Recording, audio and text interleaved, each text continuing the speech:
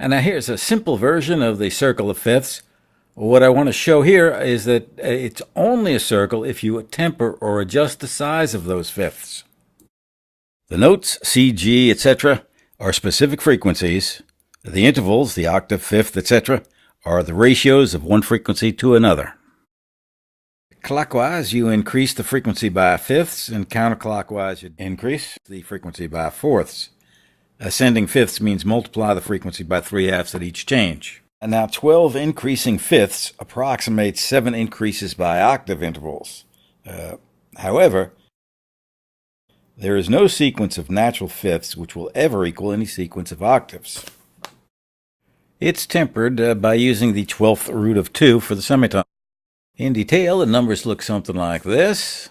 2 over 1 times 1 is 2. 2 over 1 times 2 over 1 is 4.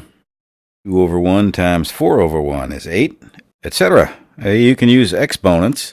This gives you the starting frequency for a sequence of ascending octaves. You get those numbers, and now you can do 1.5 of 3 to 2 the same way. Using exponents, you get these numbers, and you put each of those within their respective octave. Then you divide each of those numbers by the fundamental from each octave. And everything within the first 7 octaves is placed in sequential order and compared with equal temperament. The excess over the 7th octave, 1.014, that either is the Pythagorean comma or the reason for the Pythagorean comma. It depends on who you ask, which theorist. And that excess is corrected or reduced to 0 in 12-tone equal temperament by using the semitone interval, the 12th root of 2. Now on the guitar, the fret placement you get by putting all those intervals back into the first octave is shown here. And on top there you see at least 2 good intervals. The second fret is equivalent to 9 over 8, and the perfect fifth itself is perfect 3 over 2.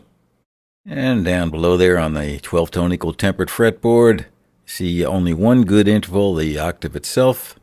And of the other intervals, some of them are better, some of them are worse. The main thing is that you've created a uniform, countable interval, the semitone.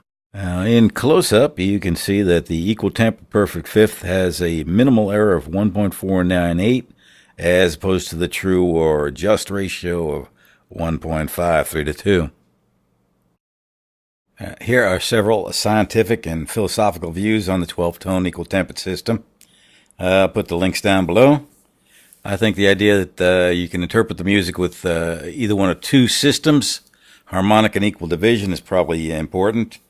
Another comment I saw somewhere was to the effect that the notes are far enough apart to be readily distinguishable. There's not too many of them, which would be confusing. And they allow the notes to be modified by vibrato without confusing each note with another. Well, that's it for now. Anything else I say would be too advanced or too opinionated, probably both at the same time. I'll leave it here.